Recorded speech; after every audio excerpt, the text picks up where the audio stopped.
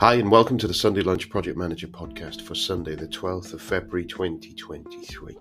This is your host Nigel Creaser, and today we've got the second part of my conversation with Abdulla Mamun, the PMO Global Institute guy. Some of you will have been long-term listeners and will be aware that I've started this podcast on a product called Anchor. So when I started, I was working out how do I do it? What do I need to do to get a podcast out there? All these different things. How do I actually get it out into different podcasting areas? And how do I potentially make some money out of podcasting? And I discovered Anchor. And the answer to every one of my questions really was simple, and it was Anchor. Anchor provides a one-stop shop for recording, hosting, and distributing your podcast if you're interested in doing one. Best of all, it's free. It's 100% free. And ridiculously easy to use. I can do it on my phone. I can do it on the laptop. It's fab. And now Anchor can match with great sponsors who can advertise on the podcast and hopefully support and pay for some of the stuff that's going on. That means you can get paid to podcast right away. In fact, that's what I'm doing by reading this ad. Anchor will pay me for doing this advert. So the way I use Anchor, and a recent thing that I've started to experiment with, is using the contributor section where someone rings in and leaves a message. You'll have heard earlier on maybe one of my podcasts, people's contributions and questions and queries and thanks. So it's a great way of using it, really. Over the time, I've recorded directly into the app. I've recorded and uploaded. I've recorded on my phone and uploaded at the same time. So it's really flexible. It's for you to do it when you want, where you want, and however you want. So if you've wanted to start a podcast and make some money out of it, why not go to anchor.fm/start. That's anchor.fm/start to join me and the diverse community of podcasters already using it. Okay, I can't wait to hear it. On the other hand, look, many of the statistics also saying that by next 2027, 2030, 2040, there will be millions of job gap in project management. Yeah. Right, millions of job gaps. So technology is there to support us. They're not going to replace us. They will make us smarter. Well, that's for sure. Yeah, but you're right. It's like the machines, isn't it, where you've got factory the idea is, if you're going to use AI in any part of industry, you use it to take away the mundane. That's what you do. And then what you can do is have the human element of it, rather than dealing with the mundane processing it, like any automation, integration, APIs between systems. Rather than taking it from one system and typing it in another, we join an API, it moves from that. Again, at some point, something, well, what about our data entry people? They're not going to be able to do data entry now. But actually, it takes away the non-value add items. And what you want then is for your project manager and your PMO analyst and a PMO team, rather than sitting there going, let's get this data processed, let's get this done, yes, let's try and work out. It's that little bit of it's your own assistant, isn't it? It's going, like you say, you've got something identifies, absolutely. This is a resource risk. Think about this little flag here, doing that, rather than, because a lot of the things I see, we don't have tools that help the project managers manage the project. We don't have tools that help the PMO identify areas that need support.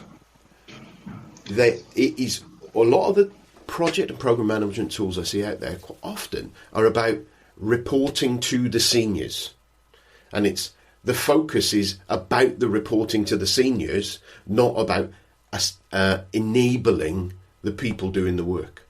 And I think that's where a lot of the holes are. Even your RAG status on something is not about fixing, because the person who puts the RAG status on is the project manager or the PMO team using some criteria that they decide what the RAG status is. So that doesn't.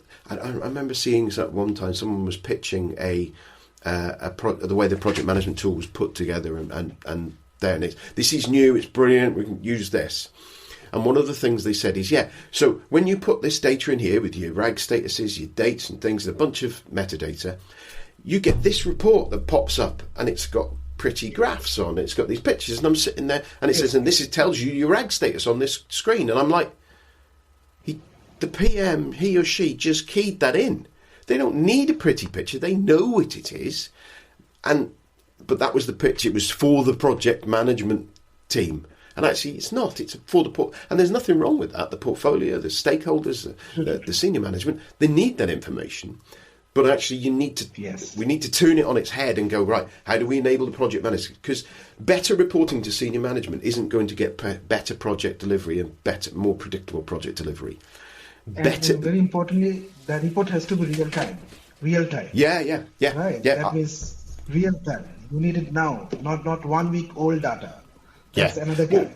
But the thing is, you get 1 week old data that's put into there by the project manager, but because there's so many layers within the organisation, it has to be reviewed at different points. So it can be a week out of date, if not longer. And I agree. It's interesting because I was listening to a podcast last night, Manager Tools, great podcast, where they were talking about reporting for project managers, and from their point of view, they advise managers in general, and what they were talking about, who does what by when, and they're talking about the fact that you shouldn't have a central person collating the status of your project.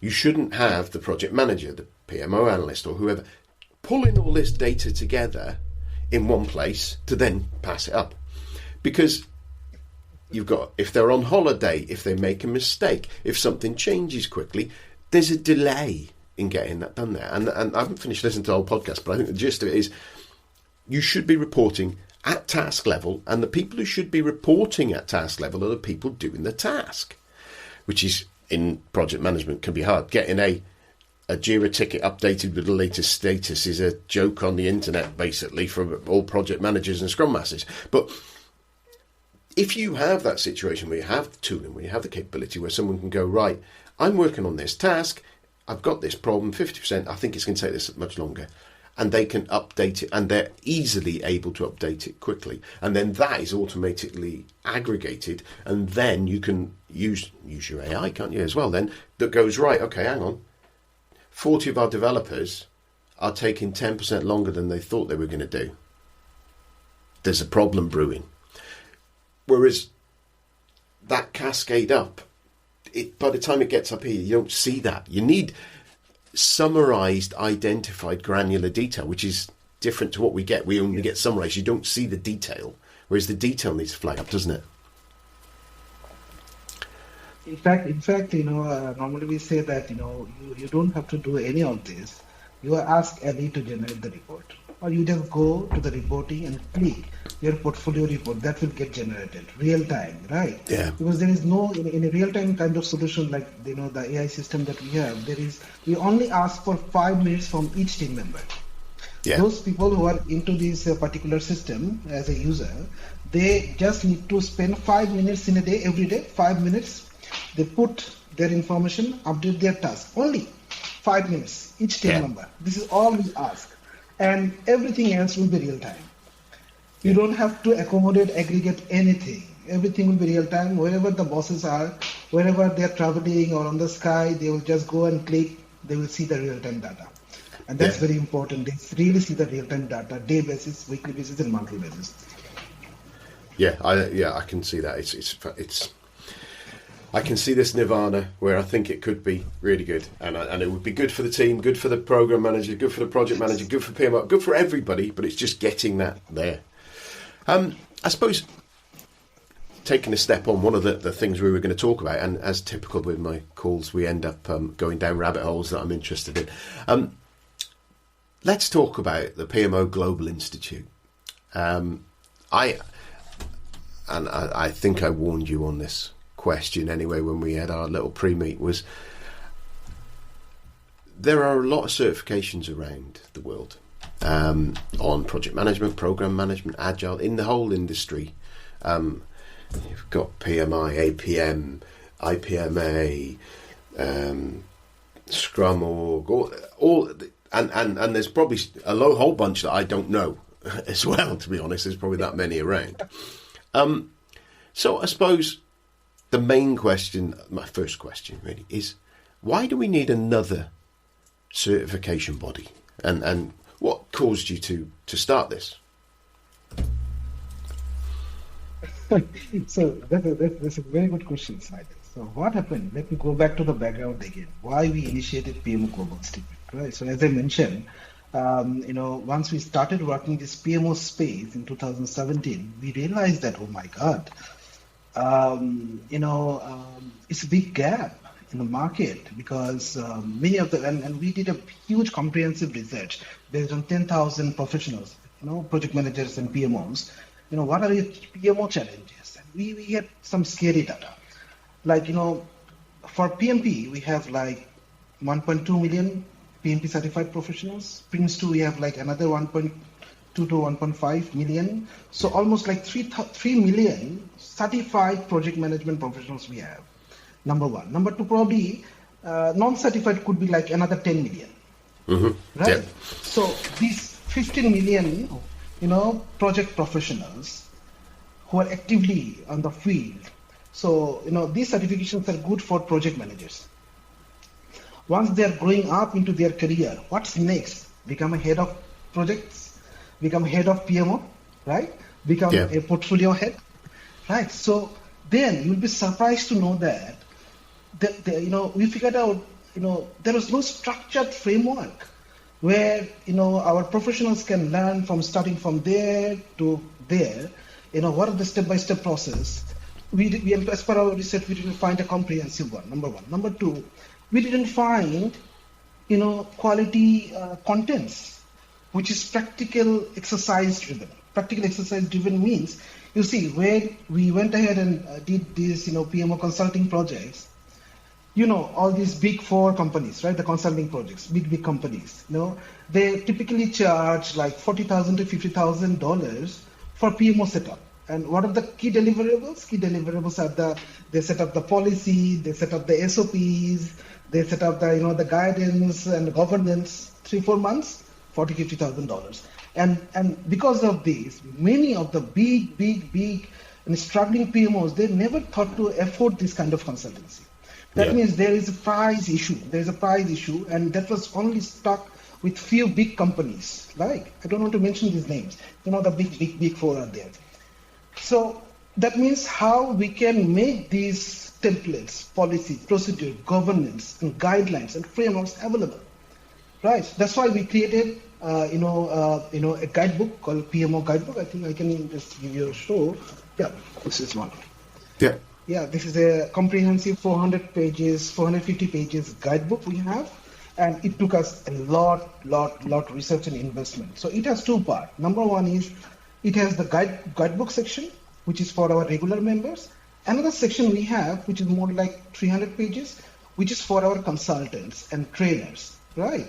So the second part actually has, we are giving all the templates, SOPs, and everything, so that they can actually, take these templates, SOPs, and everything, and do the consultancy in a very reasonable price. That's how we can transfer the knowledge. Another big challenge is, we did another research. How many PMO trainers do we have around the world? We have like 10,000 PMP trainers. Yeah. Probably another 10,000 Prince 2 trainers. How many PMO trainers do we have? If you want to share this, scale up this knowledge, PMO learning, if you want to create more professionals, you need quality trainers, right? That's why under PMO Global Institute, we have an authorized business partner instructor program where they go through the extensive TOT program, right? TOT programs and with hands-on simulation. Everything is hands-on, right? So, and also we created a business model for them also, so that actually also they can actually, create a career as a PMO trainer, as a PMO consultant, and we are giving them all the resources that they need, right? And we have a certification called CBPMO certification. CBPMO is the framework name that we have. And if you look at our framework, probably, you can add this associate member link, which is free of cost, into your podcast later on, where people can, sign up for free and can download this CBPMO framework, which has 4 layers. And probably this is one of the most comprehensive PMO framework you've ever seen, that it covers starting to, PMO leadership, including emotional intelligence, executive sponsorship, to agile PMO, all area it covers actually in this particular framework, right? So we are trying to cover address couple of challenges. Number one is we want to make this PMO learning available. Otherwise, you cannot fix this, the large number of PMO failures in the world. You need professionals who knows how to set up a PMO, who knows how to run a PMO, right? Yeah. So, that's why we have this, guidebook. We have the framework. We have the instructor program because we need quality trainers to teach the same quality. And as I mentioned, our training, the TUT program is fully live training based on master trainers. We only have very few master trainers that transferred equally with the same knowledge. Right? Yep. So we don't give this recorded version of the learning because it doesn't work in the long run. Then we have the business model also, and we're also having a lot of events. Investing in events a lot. We're having a lot of events in every month in different countries. So far, every month, on an average, we have like 4 events globally. And also, we are making another big investment. There are many project management professional associations. Yeah. They are connected by the potential, project managers and PMP certified professionals and Prince too. How many PMO communities do we have locally? We have many online, but how many local PMO communities do we have? Yeah. That's why we have a community engagement manager. Recently, we had a visit in UK also to set up a UK PMO community of practice. So very soon we are going to have at least 10 PMO communities, local PMO communities, because you see PMOs and project managers are 2 different scale, right? Yeah. PMOs normally they prefer to be connected with other PMOs and the C-levels, okay, and the portfolio managers. So that's why we're making a lot of investment to create these PMO local communities. And again, with the mission that we want to make this learning available and share our case studies, share our best practices locally with the local volunteers and the community practitioners, right? So there are many reasons, many problems we're trying to solve. And, in this journey to actually, our mission, I say, normally, as per different statistics, it says that about 75% PMOs get shut down within 3 years. That is scary.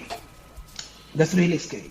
Another statistics, as I mentioned, 88% PMOs still operating, 88% operating in maturity level 1. They need to go to maturity level 5, right? So they need guidance, they need solutions, they need best practices. Okay, so as a CEO, I have taken, my mission is to actually, with all of our resources, with all of our knowledge and experience, and transferring this, knowledge and experience locally, we want to, in next 3 years, we want to bring down the 75% to 70%, 5% improvement in PMO practices. And if we can really do it through developing resources, with developing, PMO professionals around the world, hopefully we'll be saving trillions in the project economy around the world. Yeah, that makes sense. So now I understand why. It's kind of it's that thing. It's kind of making sure and understanding the focus, because I think there is from my own personal point of view, that I found certification a double sort of thing. One was an internal validation of my capability. So validating actually, my skills as a project manager meet the level they need to meet. I still look at new certifications at different times, and then I also, and I'm not sure. I think there is a level of external recognition as well, but it's interesting because I know I've worked for organisations that, whilst they find the certification thing interesting and useful, they're not that wild. They didn't seem that invested in certification as an organisation. So it's seeing that. So I think the knowledge that you gain from these programs is great, and I think attaining the certification is that validation, and then it's a case of how that translates into industry. Whereas if we look at some other professions, if you look at a doctor, if you look at a lawyer, if you look at an accountant, they'll kind of go, right, okay, you're not going to be able to run a finance division unless you've got the finance qualifications. Whereas in our industry, If you spent 30 years delivering projects, that's the validation point, isn't it? The certification and the qualifications aren't quite the same. I know the UK Association for Project Management have managed to get a chartered certification that we're working on for quite some time, actually, to get that through as a chartered qualification. And again, but even then, there's no restriction on people delivering projects if they haven't got that chartered certification. So it's the whole certification body pitch, if you like, is quite a difficult one. I recognise that, but then I suppose there's an industry. You look at technical and technical qualifications. Amazon, Azure, being certified in their different types of capability. That is something that people do look for in roles. Yeah. So it's a fascinating area. So, you mentioned the sort of framework of the PMO framework stuff. Do you want to just talk us through a little bit of the highlights of that? You mentioned there was a few layers on there. Do you want to just chat through on your highlights on there? Because I know it's on your website and kind of people are able to get at, aren't they? So. Let me find out the framework if I can from the PMO Red Book.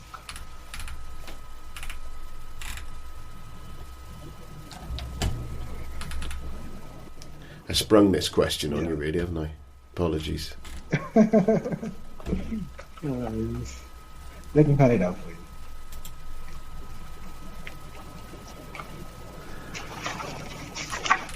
So,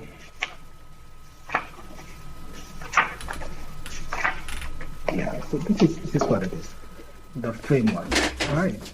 Yeah. So this framework actually has, we call it we have one signature section called Fast Track Your PMO. Means how can you expedite your PMO with this very simple framework. This framework has 4 layers. So it's starting from the the foundation layer. Then it has the executable layer. Then it has the supporting layer. Then it has the leadership layer. Right. So first one is the foundation layer. So the foundation layer itself, right? So this framework itself is also kind of based on agile principles. The whole framework is based on agile principles. How does it work? In the foundation layer, we simply go to the we advise our consultant, go to the management first. We spend some time, have some coffee, take them out, and learn what are their key challenges. Yeah. Write it down. Ask them, what are the pains you have? Tell me, what are the pains you have? So, then try to figure it out, connect with the overall corporate objectives. So first thing, in the foundation layer, finding out the challenges and the business objectives. Why they need a PMO? Do they really need a PMO?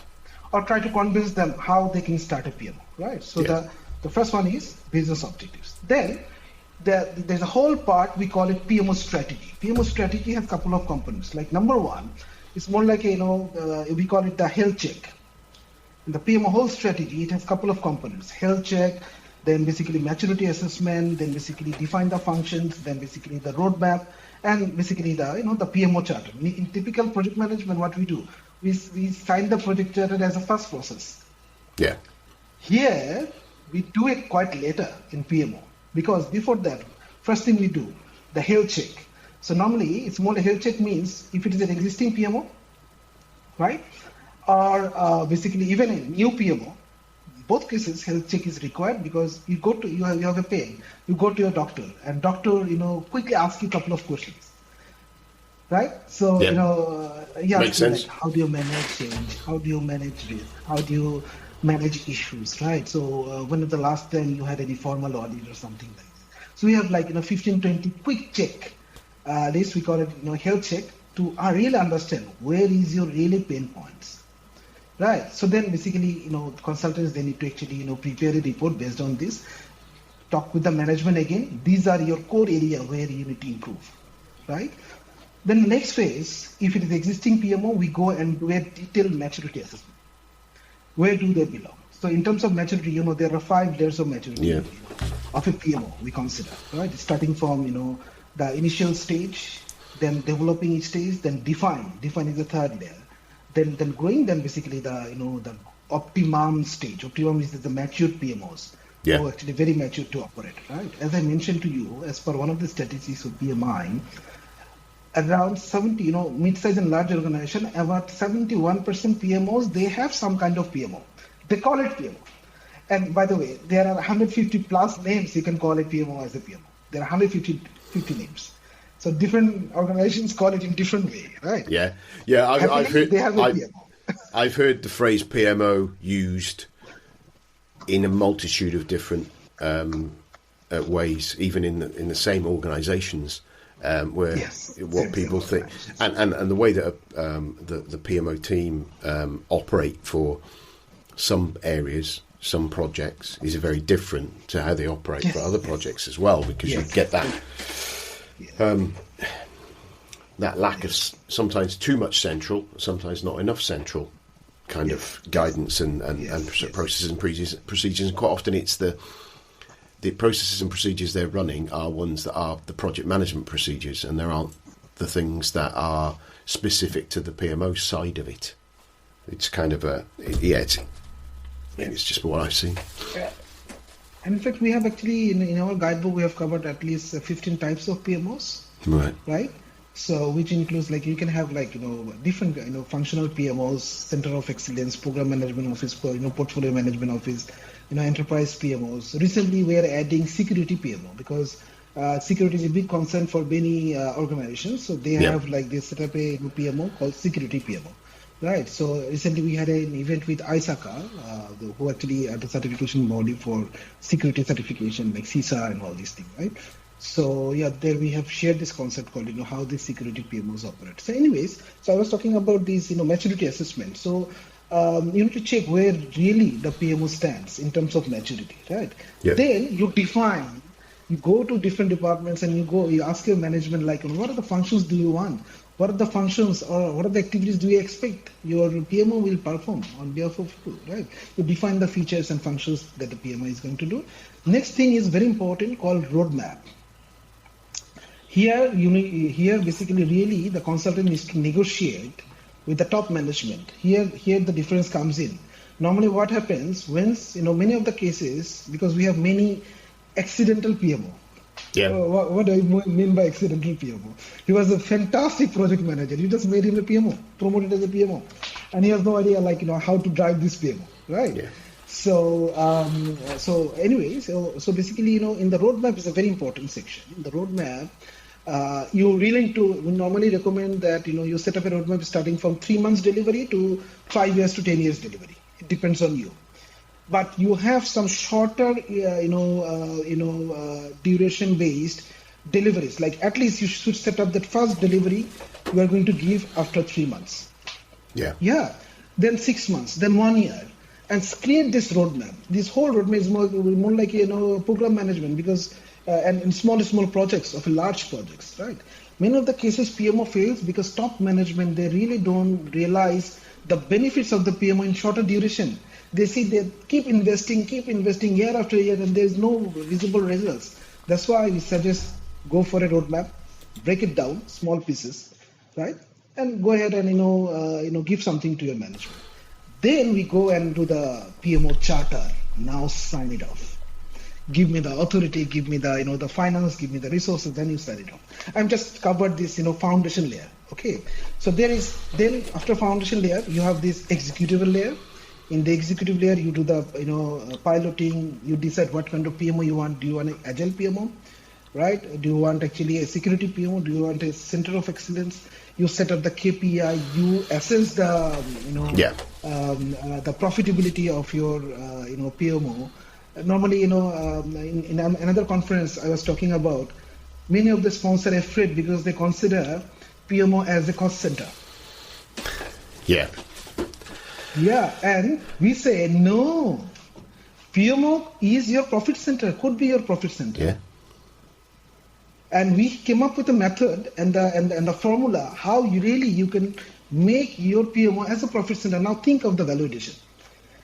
Once the top management, the stakeholder sees it's not a cost center, it's bringing value, it's really can prove that it's really bring profit, the whole thinking process mindset gets changed. And it's really possible. Yeah. The whole concept is available in this guidebook. Yeah, because if you sit there and you take your PMO as being right, okay, if we've got this hopper where all of our projects go into, right, and that PMO delivers business savings, therefore, if we're delivering business savings through that PMO, and they recognise those savings as part of the PMO rather than the functional savings, and it might only be your first year savings or whatever like that. But you know what I mean? It's driving savings across your business or creating opportunities across your business. Perfect. Absolutely. I can see how you can. I know I've seen a situation where there was someone I know who was working with within a engineering type firm, and they were doing vehicle repair, and the service area where they were doing all the services and fixing the bikes and doing all that sort of stuff, they would have to, I can't remember how it worked, but basically I've seen them do it where you pull from the parts area, all the profit was going into the parts area for parts sales. Now, if it was a part sale that was driven by a piece of service, the service didn't get the benefit. So the service area looks like a cost area because it's mandate hours only, and that's all you can charge, and that's all again. But actually, they're part of what's driving the cost.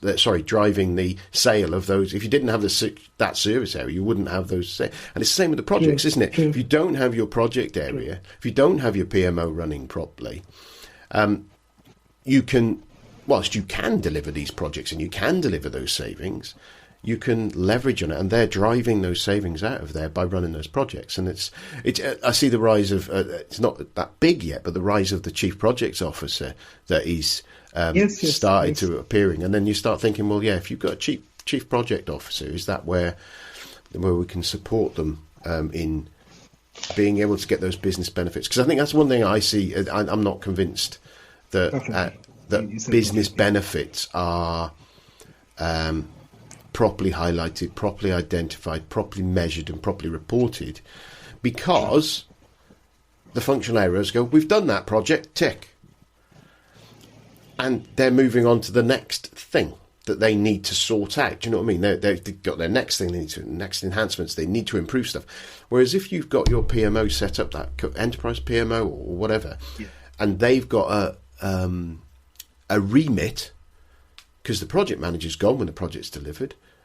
If they're there for longer than 3 years, hopefully, and they can do that benefits management, benefits identification, benefits measurement, that helps you with your learning. That makes sure that you see that you've got those benefits. And I think quite often it's all a case of, right, project's done, woohoo, run.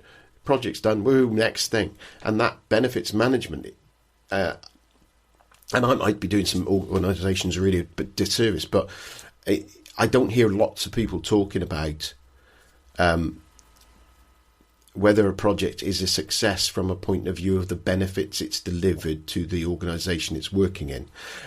The measurement of success is time, quality, cost, which you can deliver the most useless piece of crap to an organisation to time, to quality and to cost.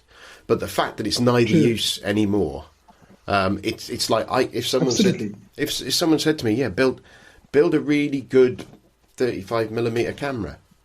Well, I know there's people who like using 35mm cameras, but there ain't that huge amount of demand as there was 20 years ago. Now the digital cameras are there. If you were building that, and I think that you've got a few organisations that didn't look at the benefits and just delivered what they need to deliver, and what they delivered, the world's moved on, and that's too late. And they've just wasted money. And I think it's a shame that in projects we get labelled with failures for projects, and quite often, quite right, they are failures. But I think the thing I hear is what is the definition of a failure? And typically it's the time, cost, quality is the definition of a failure.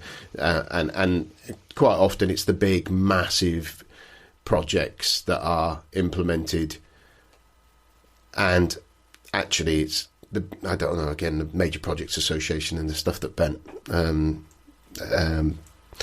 forgotten his second name now. There's a few people out there who have a lot of theories around the incredibly large pieces of work, and I think, from my point of view, I think it's an eternal optimism on estimating as a world. And predicting the future is impossible. It's yeah. Sorry, we got a rabbit hole we could go on forever down there, couldn't we? Yeah. But I think I can see, from my point of view, I can understand where the gap is for this, where it could be there. It's a case of understanding the organisations, getting the organisations on board, I suppose, on people getting it. So you've probably got. So it's, I think that's the same with project management certifications, wouldn't it? It's kind of when 50 odd years ago when PMI started, when 50 odd years ago when the APM started, people started with the idea of, well, we need to get some standardisation and some, and even now, I think the selling of the value of those project management training to people is going up, but it's still not seen as a default, is it? It's not seen as something with organisations that go, oh, let's get that project manager trained. Because depending on where these organisations are and how much change they've done, they'll still sit there and go, well, Judy's a really good engineer. We need someone to manage this engineering project. Judy, will you manage this engineering project? And the accident, all of the people I've talked to about their project management, they've come through. Project manager, yes. They've all come through. And there's some of us like me, old people. It's a 20-year career or so, longer than that, 25-year career. That when I started, I was I failed as an accountant, moved into IT essentially. And then in IT, they wanted me to, but could you manage this? And it's like, okay. And that's how I fell into it. It was never and even then there was project management capabilities and stuff within that organisation, but that was a really big organisation. I think the smaller and medium-sized organisations maybe not got that already structure there. I think we're kind of coming up on an hour now. It's been a fascinating conversation. Yeah. It's yes, because we talk on the same language. You have this very rich project management background, and you said you did your PMP in 2002, right? Oh my God! Yeah. In this project management industry. Yeah, I've seen quite a bit of stuff around there, so it's quite and actually. I've learnt a lot more in the last 3 or 4 years since I've been doing the podcast, interviewing people like yourself and finding out sometimes alternate and challenging views, but also some fascinating history about how other people have got into and have their project management careers have moved forward.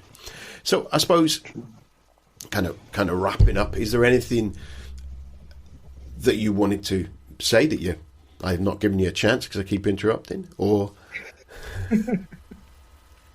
No, you see, in terms of, we're talking about project management from the first minute, and the world is moving quite fast. And I would rather say that PMO is already there, the buzz is already there, and the opportunity is unbelievable in next couple of years and decades, right? So I really, if you are a project manager, you are into project management, my recommendation will be, think to develop your career as a PMO, because there is a huge gap.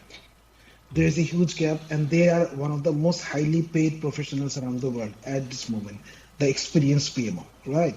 So for this, we, PMO Global Institute, we are one of the institutes in the world. We have the entire PMO suite. You need content, you need certification, you need software, PMO software, we have the entire suite. We have a lot of free sessions. We have our associate membership, which is free, where you can download this framework, get a lot of case studies for free, get in touch with us whenever you need, any templates you need regarding PMO, right? Feel free to reach out to us, and we are there to help you to solve your PMO problems, right? And I would strongly recommend think PMO as your career, and next 20 to 30 years is going to be a gold mine for all of us. All right? Yeah. Brilliant. So that's fantastic. So if people want to get in touch with you or find out more about the Global Institute, what's the best ways to get in touch with you? Oh, fantastic. Our team is very active in LinkedIn, but still our website is there. Our Okay. website is there, and also if you want to get some certifications, you can also visit the website, and there is a training and development section, and you can find all the best trainers out there. If you want to get access to this particular guidebook, all right, probably you may have to actually. There are two options. One is you go and upgrade, which costs like $89, right, to get access to this guidebook. Other option is you join one of our upcoming events. So in every events, if you win the quiz at the end of the session, we award 5 people free access to this guidebook. All right, cool. So all options are open. Brilliant, fantastic. Well, all it leaves me to say is thank you, Abdulla. It's been a fascinating conversation, and good luck with the next few years of building up this PMO capability within the world. Thank you, Nigel, and it was really pleasure and honor for me to actually to join these sessions with you. You have an unbelievable great profile, and I really love the concept, the Sunday the Sunday projects, right? Yeah. So which is your initiatives, the fantastic initiatives. Keep doing it, keep giving your time, and any support you need, we are always there, right? And I really appreciate the journey you have also taken to promote project management and PMO around the world. Thank you so much. Thank you. Appreciate that. Cheers now. Thank you.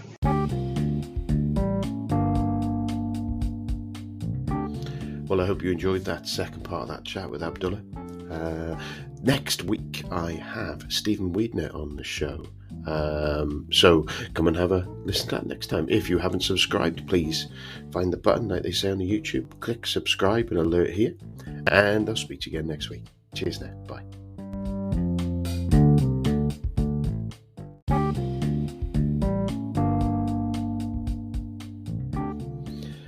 So this is my final wrap up. Every week you're going to hear this, you're going to get bored of it, but you can always click next podcast if so. If you have enjoyed it, if you listened to this podcast to the end of this show and you think that was great, I'd love to be able to help Nige out. There are loads of ways you can do it. The first and obvious way is to share the podcast, send it out to people. If you know colleagues and friends who'd benefit from it, you think they'd enjoy it, just send them the link. Grab one of the links, or send them to www.nigelcreaser.com/podcasts. That's www.nigelcreaser.com/podcasts, and that will push them over to a Linktree link, and it's got all of the different ways they can consume the podcast.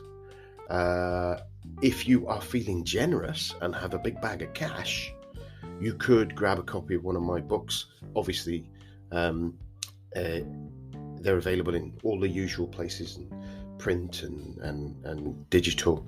Again, jump on the website, www.nigelcreaser.com/shop, and that will give you a list of all the different ways that you can contribute and grab copies of the book. Also got links to all my guests' books on there as well, where I get a little bit of a kickback from them. If you are of a sporting mind, I have a number through doing some of my judo and running antics. I've managed to secure a few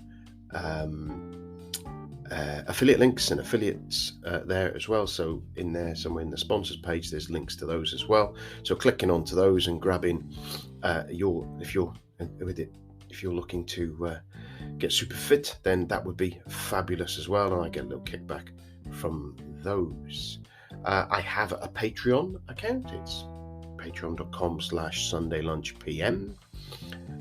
So again, you can ping something in there, buy me a coffee or whatever. And finally, obviously the most important is coming back, listen again, because the more of you that come back, the more visibility I get, because there's more times that it's downloaded and all the SEO works and things like that. So yeah, that's it. So if you can help me out, I would be much appreciated. If you can't, don't worry about it. Thank you very much. Cheers now. Bye. Well, it's goodbye from me, Nigel Creaser, And it's goodbye from him, the Sunday Lunch PM. Goodbye.